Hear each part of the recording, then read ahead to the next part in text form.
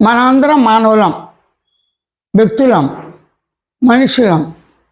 కోతులం కాదు కదా, జంతువులు కాదు కదా. కోతులతో కూడి తాను నడతంతో కూడి కోతులున్నాయా అనే ప్రసక్తి మాట్లాడే భాషను బట్టి వస్తుంది. మాట్లాడే లక్షణం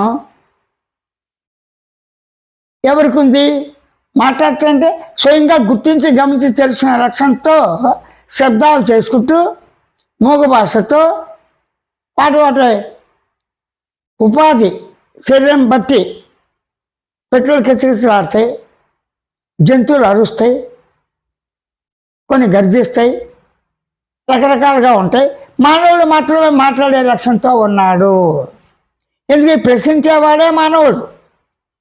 మానవుడితో తుల్యంగా ఉన్నటువంటి జాతులన్నీ ఏవైనా కావచ్చు. రాక్షసులు అంటే అసలు గుణాలు, అందులో దుర్మార్గులు, సన్మార్గులు. పూర్తి సన్మార్గులు లేరు, పూర్తి దుర్మార్గులు లేరు, పూర్తి అజ్ఞానం లేరు, జ్ఞానం లేరు. ఇవన్నీ జ్ఞానాజ్ఞానాలన్నీ కలిసి సుఖదుఖాలతో లాభ నష్టాలతో ఎవరికి వారే స్వయంగా నేను, మీరు, వారు, వీరు, అతడు, ఆమె, ప్రతి వారికి ప్రతి వ్యక్తి నేనున్నాను స్వానుభవం ఉన్నది.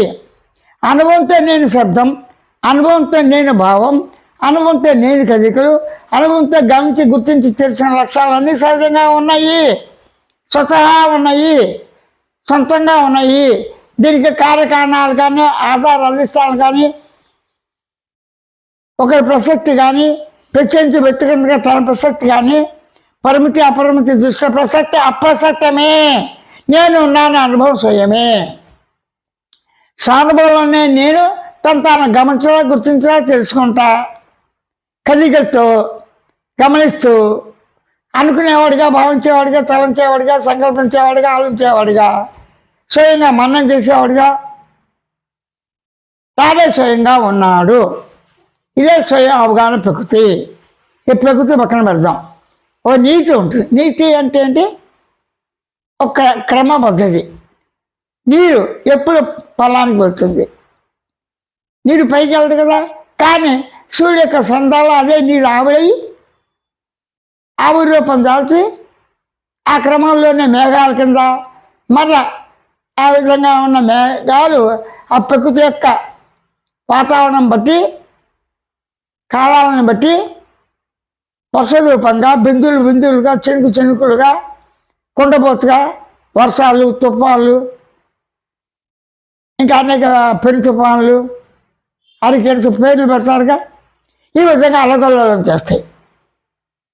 కానీ మానవుడికి ఎప్పుడు కూడా విశ్రాంతి కోరుకుంటాడు, స్వేచ్ఛ కోరుకుంటాడు, ప్రశాంతత కోరుకుంటాడు, ఆనందంగా ఉండాలని తెలుస్తాడు. అయితే వాడు పరిధిలోనే, పరిధి అంటే తన యొక్క మనస్సు, బుద్ధి, చిత్తాంకారంగా ఉన్న నేను అన్నీ అనుకునేవాడు తన పరిధిలోనే, దేహ పరిధిలోనే ఆలోచిస్తాడు. వ్యష్టిగా సమిష్టిగా కొంత పరిమితి ఉన్నా పూర్తిగా ఉండదు. పూర్తి వ్యష్టి పరిమితి కూడా పూర్తిగానూ ఉండదు. వ్యష్టి అంటే తన గురించి తనకు అవగాహన సంపూర్ణంగా లేదు. నేను శరీరంగా ఉన్నాను, శరీరం ఎలా ఉంది, ఎలా తయారైంది అన్నది అందరూ చెప్పలేరు కదా. ఆ అనుభవం అవగాహనతో ఉన్న వాళ్ళకి అవగాహన అవుతుంది. అది పూర్ణంగా చెప్పాలని ఏమీ లేదు. పంచభూతాలతో ఈ దేహం ఉన్నది, ఈ సామాన్యం అందరికీ తెలుసు.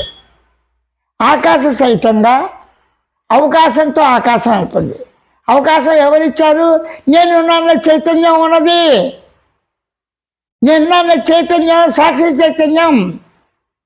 ఆ సాక్షి చైతన్యమే తనెందు తానే నేనున్నాననే భావంతో, నేనున్నాననే శబ్దం నిశ్శబ్దాలతో, శబ్ద నిశ్శబ్దాలతో అవిభాజ్యంగా గుర్తించి గమనించి తెలుసుకునే లక్ష్యాలతో ఉన్నది.